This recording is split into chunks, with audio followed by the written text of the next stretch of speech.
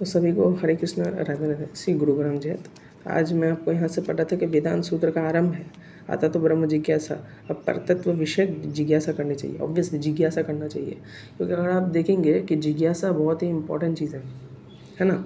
जिज्ञासा तो बहुत इंपॉर्टेंट चीज़ है, ठीक है।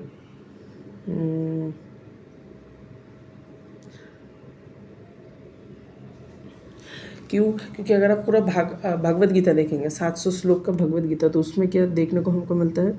उसमें हमको ये देखने को मिलता है कि उसमें पूरा का पूरा जो प्रश्न उत्तरी का खेल है, अर्जुन कितने सारा प्रश्न पूछते हैं और श्री कृष्ण उनसे प्रश्नों का अच्छे से उत्तर देते हैं, ठीक है।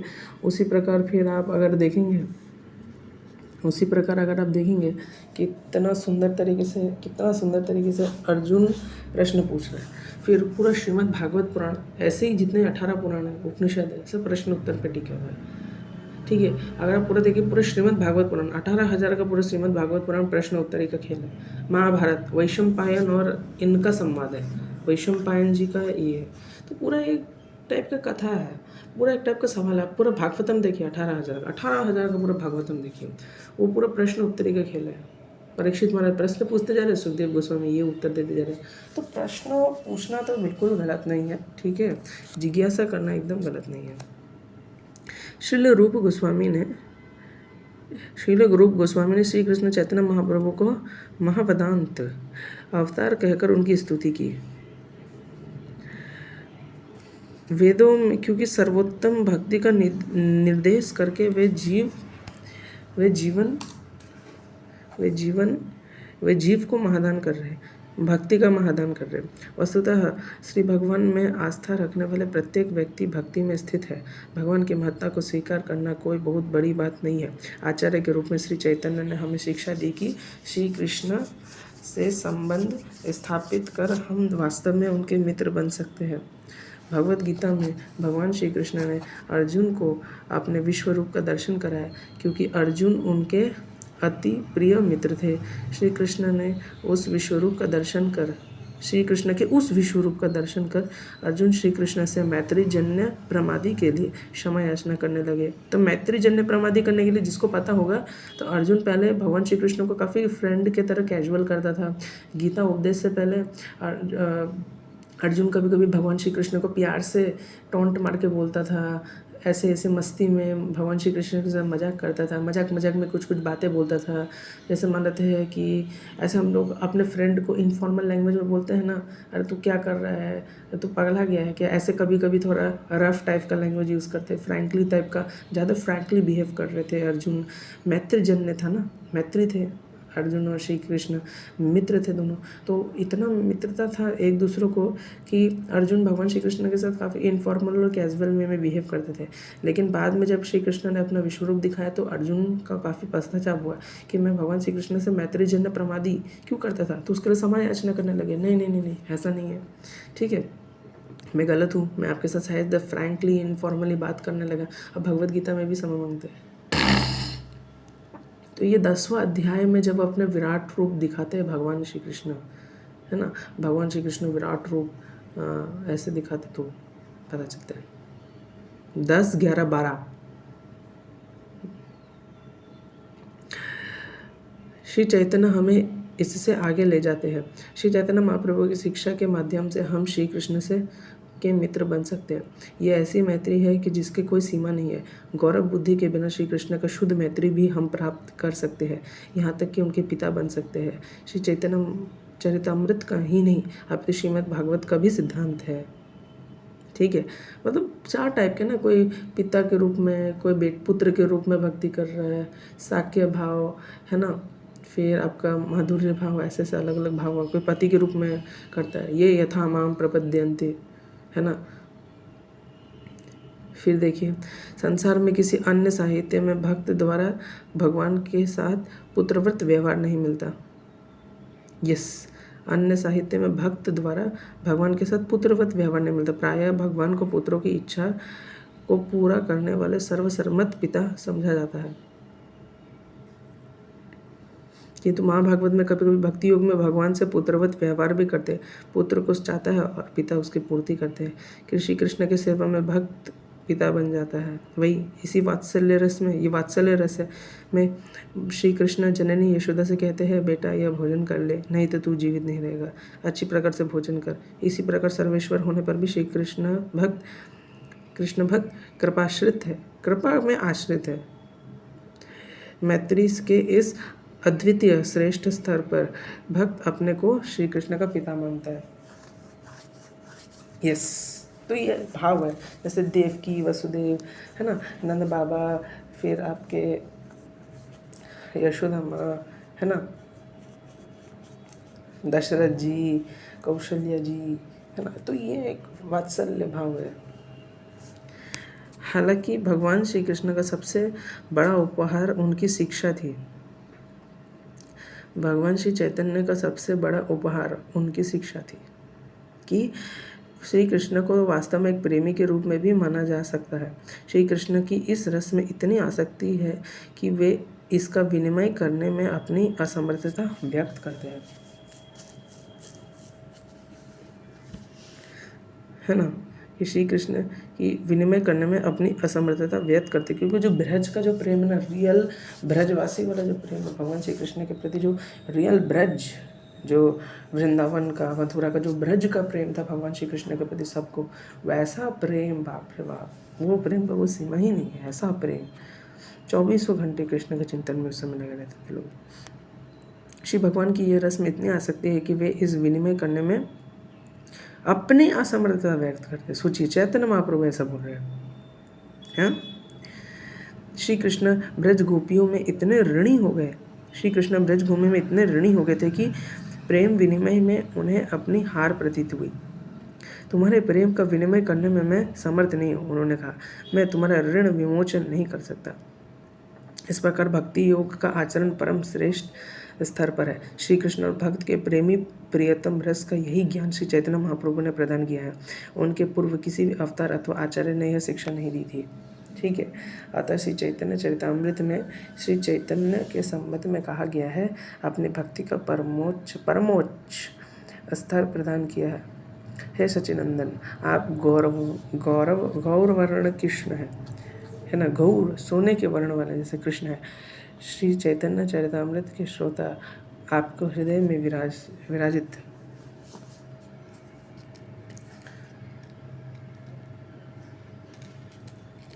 आपको हृदय में विराजित करेंगे। उसी अपने आपके माध्यम से श्री कृष्ण का ज्ञान सुगम होगा, है ना। इस प्रकार श्री चैतन्य महाप्रभु श्री कृष्ण का दान करने को अवतरण हुए।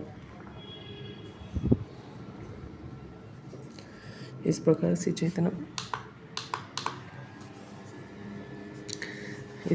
चैतन्य महाप्रभु का दान करने को अवतीर्ण हुए, श्री कृष्ण का दान करने को अवतीर्ण हुए।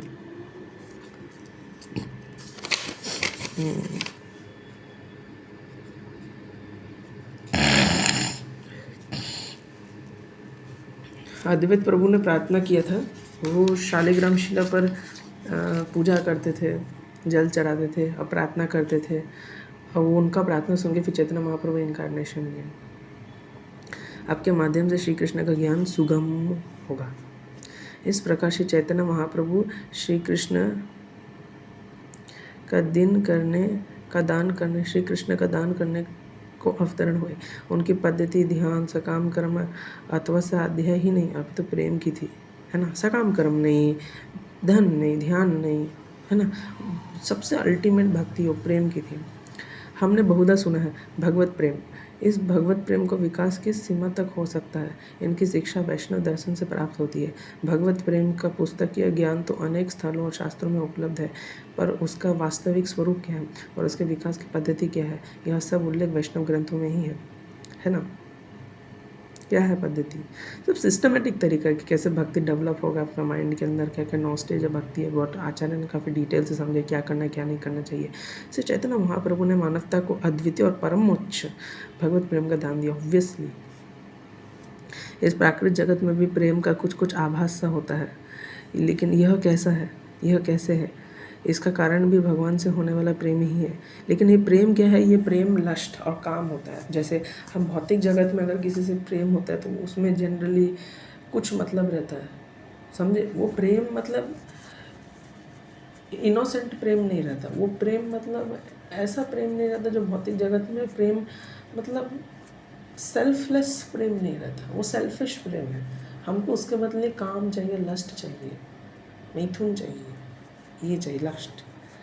ठीक है। इस बद्ध जीवन में हमें जो कुछ अनुभव है इसका कारण भी भगवान से होने वाला प्रेम ही है। इस भक्त जीवन में हमें जो कुछ अनुभव है वह सब संपूर्ण वस्तुओं के मूल परम ईश्वर श्री कृष्ण में स्थित है।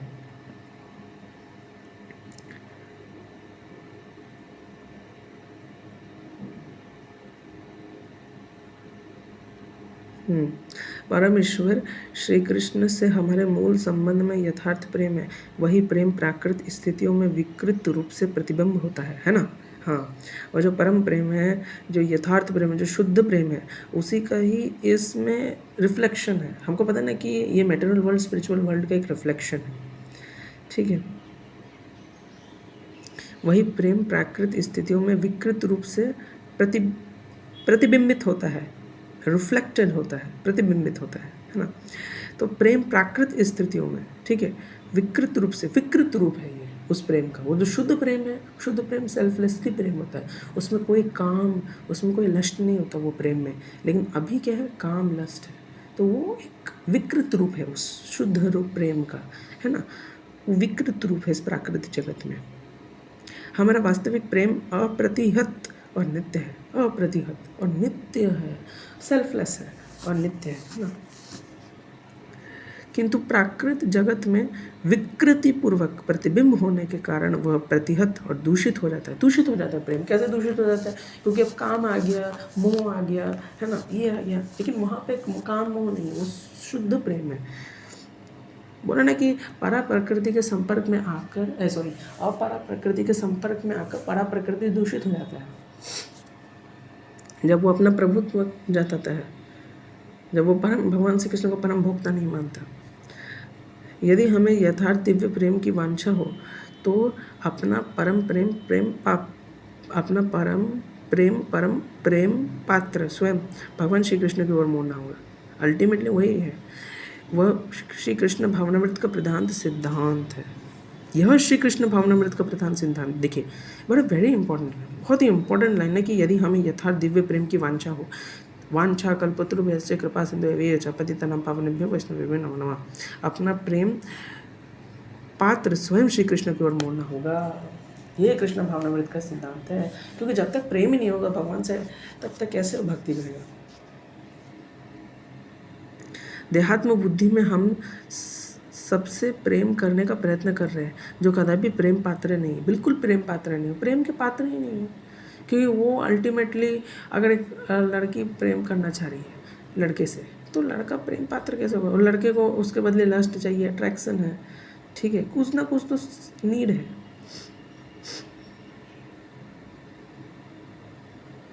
या तो ऐसा भी स्टार्टिंग में देखने को लगेगा एकदम सच्चा प्रेम है, जी नहीं पाएंगे एक दूसरे के प्रेम, लेकिन बाद में देखने को मिलता है धीरे धीरे, लेकिन बाद में देखने को क्या मिलता है?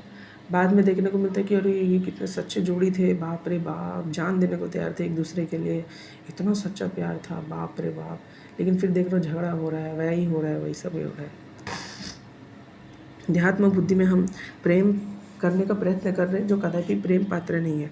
हम कुत्ते बिल्ली से प्रेम करते हैं, जिससे वह भय बना रहता है कि मृत्यु काल में उन्हीं के चिंतन से कुत्ते बिल्ली के परिवार में हमारा जन्म हो।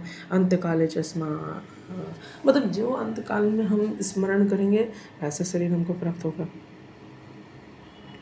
है ना? अतः श्री कृष्ण के अतिरिक्त अन्य विषयक प्रेम अधः पतन का कारण बनता है। ऑब्वियसली अधः पतन का कारण बनता है। यह सत्य नहीं है कि श्री कृष्ण कोई दुर्बोध तत्व है, अथवा यह सत्य नहीं है कि श्री कृष्ण कोई दुर्बोध तत्व अथवा उनके प्राप्ति कुछ एक गिने चुने लोगों के लिए ही दुर्बोध मतलब देखो दुर्बोध तत्व का मीनिंग बताया, अथवा उनकी प्राप्ति कुछ एक गिने चुने लोगों के लिए ही है। श्री चैतन्य महाप्रभु सूचित करते हैं कि प्रत्येक देश और शास्त्र में भगवत प्रेम का संकेत है, क्योंकि सब भक्ति कर सकते हैं, सबका भगवान का प्रेम है, भक्ति करने का अधिकार है, सब भक्ति कर सकते हैं, है ना। 7 कैटेगरी भगवान ने बनाया। सबसे पहला कैटेगरी आता है पाप योनि, दूसरा कैटेगरी आता है शूद्र, तीसरा कैटेगरी आता है वैश्य, चौथा कैटेगरी आता है ब्राह्मण क्षत्रिय, 5वां कैटेगरी आता है आपका ये क्या बोलते हैं ब्राह्मण आता है, और छठा कैटेगरी स्त्री।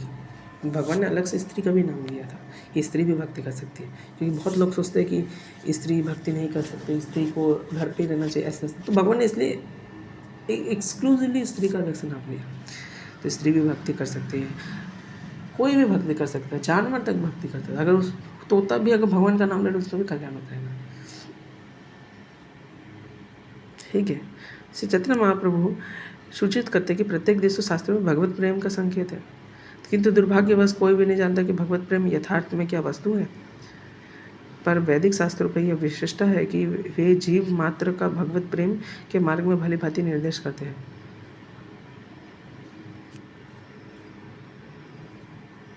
पर वैदिक शास्त्रों में यह विशेषता है कि वे जीव मात्र को भगवत प्रेम के मार्ग में भली भांति निर्देश करते हैं। यस, अन्य शास्त्र प्रेम प्राप्ति की पद्धति तथा भगवत तत्व का वर्णन नहीं करती है ना, हर तत्व नहीं करते, क्योंकि अगर आप उपनिषद देखेंगे ब्रह्म के बारे में ज़्यादा डिस्कशन होता है ना, ब्रह्म के बारे में डिस्कशन ज़्यादा होगा। कभी इंद्र का महिमा, कभी अग्नि का महिमा, कभी इनका महिमा, कभी इनका महिमा, फिर उपनिषद में ब्रह्म है, हर चीज़ ब्रह्म है, सर्वकलिदम ब्रह्म, ऐसे ऐसे श्लोक है सब। फिर अलग अलग पुराण पढ़ो, हर जगह वर्णन नहीं है, इनडायरेक्ट वर्णन है। औपचारिक रूप में वे भगवत प्रेम का तो प्रचार करते हैं, किंतु उसकी यथार्थ पद्धति का उन्हें कुछ भी ज्ञान नहीं है। ठीक है, भगवत प्रेम का तो प्रचार कर रहे हैं, लेकिन यथार्थ पद्धति का कोई ज्ञान नहीं है, यथार्थ पद्धति का उन्हें कुछ भी ज्ञान नहीं है। ठीक है। श्री चैतन्य महाप्रभु ने माधुर्य भाव में भगवान श्री कृष्ण से प्रेम का व्यवहारिक प्रदर्शन किया था, माधुर्य भाव। ठीक है, उन्होंने श्रीमती राधा रानी का भाव स्वीकार कर श्रीमती राधा रानी को ही भांति श्री कृष्ण से प्रेम किया। श्रीमती राधा रानी के प्रेम से श्री कृष्ण सदा विस्मित रहते थे। श्रीमती राधा रानी मुझे इतना आस्वादन रस कैसे कराती है, मुझे इतने आनंद रस का आस्वादन कैसे कराती है, उनकी यह नित्य की जिज्ञासा थी। श्री राधा रानी के भाव को समझने के लिए श्री कृष्ण ने उनका भाव अंगीकार कर स्वयं अपना आस्वादन किया। यही चैतन्य महाप्रभु के अवतार का अंतरंग प्रयोजन है। अंतरंग प्रयोजन क्या है? श्री राधा रानी को प्रसन्न करना श्री कृष्ण के थ्रू। समझे, हमारा मेन सिद्धांत क्या है ना कि अल्टीमेट हमारे यहाँ राधा रानी है, सुप्रीम राधा रानी है, अल्टीमेट सुप्रीम राधा रानी है, अल्टीमेट हमारा परम लक्ष्य राधा रानी है। लेकिन राधा रानी तक कैसे पहुँचे? हमको श्री कृष्ण का निरंतर सेवा करना पड़ेगा, श्री कृष्ण का सेवा करना पड़ेगा, तब राधा रानी खुश होगी। ठीक है, राधा रानी का ही डायरेक्ट सेवा करने लग जाएंगे तो श्री कृष्ण खुश होंगे, लेकिन अगर तो आप श्री कृष्ण का सेवा करोगे तो राधा रानी खुश होगी। ठीक है, यही श्री चैतन्य महाप्रभु के अवतार का अंतरंग प्रयोजन है। श्री चैतन्य स्वयं श्री कृष्ण है, किंतु श्री कृष्ण से प्रेम की पद्धति को प्रकट करने के लिए उन्होंने राधा भाव स्वीकार किया था। अतः उन्होंने चरणों में प्रार्थना की थी कि मैं राधा भावित श्री कृष्ण की वंदना करता हूँ, मैं राधा भाव। अतः उनके चरणों में प्रार्थना की जाती है, राधा के भाव में भावित श्री कृष्ण की चंदना वंदना करता हूँ। ठीक है, ये बड़ा इंपॉर्टेंट चीज़ है कि श्री चैतन्य स्वयं कृष्ण है, किंतु श्री कृष्ण से प्रेम की पद्धति को प्रकट करने के लिए उन्होंने राधा भाव स्वीकार किया था, है ना। उन्होंने राधा रानी के भाव को स्वीकार किया। अतः उनके चरणों में प्रार्थना की जाती है। क्या प्रार्थना की जाती है? मैं राधा भाव भावित, जो राधा के भाव में भावित है, श्री कृष्ण की वंदना करता हूँ, जो जिनका भाव राधा रानी का है और जो साक्षात स्वयं श्री कृष्ण है, उनकी मैं वंदना करता हूँ। ये चैतन्य महाप्रभु का मतलब ये है, तत्व है। इस पर जिज्ञासा होती है कि श्री राधा और राधा कृष्ण का तत्व वस्तुतः क्या है। वास्तव में राधा कृष्ण प्रेम रस विनिमय है। यह प्राकृत प्रेम नहीं है, बिल्कुल प्राकृत प्रेम नहीं है, ये ऊपर है। राधा कृष्ण है, कृष्ण ही राधा है। जब ब्रह्मा जी जब दर्शन करते हैं पहली बार राधा कृष्ण का, जब राधा कृष्ण का दर्शन करते हैं ब्रह्म वैवर्त पुराण में, तो कंफ्यूज हो जाते हैं ब्रह्मा जी कंफ्यूज हो जाते हैं कि कौन राधा है कौन कृष्ण है। इतना कंफ्यूज हो जाते हैं वो, उनको कुछ समझ नहीं आता राधा रानी कौन है कृष्ण कौन है। राधा रानी बहुत परम गुह्य तत्व है, एक्सट्रीमली गुह्य है ये राधा रानी।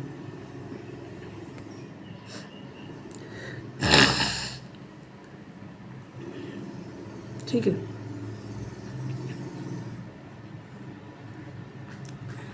इस पर जिज्ञासा होती है कि श्री राधा और राधा कृष्ण के तत्व वस्तुतः क्या है। वास्तव में राधा कृष्ण प्रेम रस विनिमय है, यह प्राकृत प्रेम नहीं है। भगवान श्री कृष्ण का अनंत शक्तियों में 3 प्रधान है, अनंत शक्तियाँ, लेकिन उसमें 3 प्रधान है, अंतरंगी, बहिरंगी और तटस्थता। अंतरंगी शक्ति त्रिविध है, तो अंतरंगी शक्ति 3 तरीके की है, संवित, हलादिनी तथा संधिनी। हलादिनी शक्ति आनंददायिनी है, यह आनंद पंछा की शक्ति अखिल जीवों में है, क्योंकि सभी आनंद के अभिलाषी हैं, यह जीव का स्वभाव है। तो ठीक है, आज मैं यहाँ पे ही विराम देता हूँ। ठीक है, हम यहाँ पे आज विराम देते हैं। ठीक है, यहाँ पे ही विराम है आज। ठीक है, ये इसके चर्चा हम अच्छे से नेक्स्ट वीडियो में बहुत डिटेल में करेंगे। तो यहाँ तक विराम है आज। तब तक ऐसे ही मेरा वीडियो देखते रहे। सभी को हरे कृष्णा, राधे राधे। और अब मेरा वो मीट ईटिंग वाला पूरा वीडियो देखिएगा। मैंने जो मीट ईटिंग का जो दिया है उसमें मैंने बहुत ही डिटेल में समझाया है ना। उसमें मैंने काफ़ी डिटेल में आप लोगों को समझाया है। उसमें मैंने बहुत डिटेल में मैंने वीडियो बनाया मीट ईटिंग में, अगर आप देखेंगे।